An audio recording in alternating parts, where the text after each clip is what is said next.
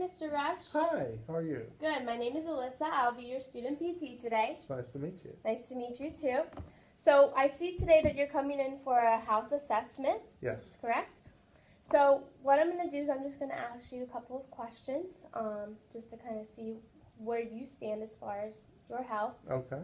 And also then after, if you don't mind, I will go ahead and kind of give you some advice. Sure. Okay? So my first question is, what do you value in life in general?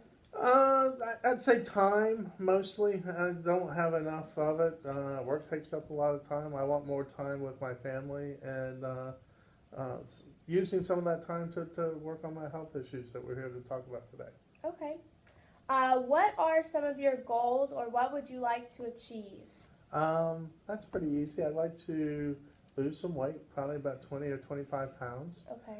I've got type 2 diabetes, so I'm addressing that with an endocrinologist, and I've got a few skin issues that I'm going to see a dermatologist on. So I have a few things right now, health-wise, I need to be working on. Okay. And what are some of your strengths when it comes to maybe an exercise program or your health in general? Well, I'm committed at this time to really kind of see things through.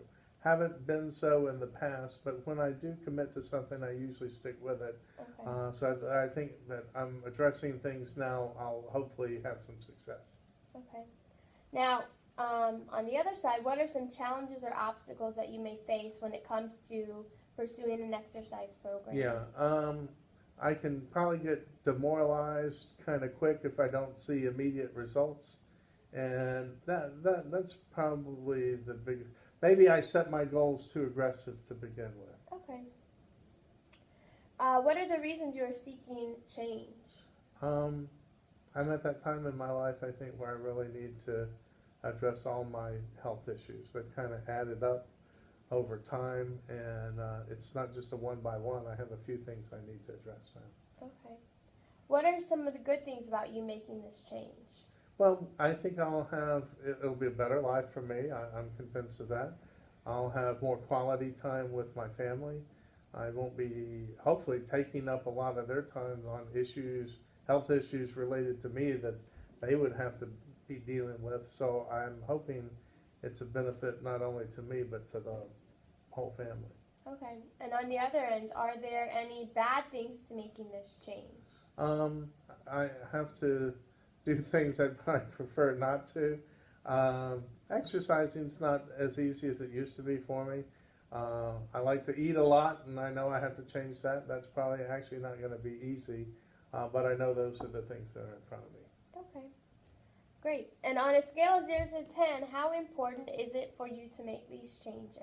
I'd probably say like a 9 or 10. I'm at the point in my life where I really need to do this. Okay. And on a scale of 0 to 10, how confident are you in yourself that you can make these changes? I'd say probably like a 4 or 5. I'm confident that I'll be motivated to get started. If I don't see a lot of progress quickly, I might get a little demotivated. Okay. And that concludes our portion of the interview. So if you don't mind, if I can go ahead and give you some advice on some of the things that you've said.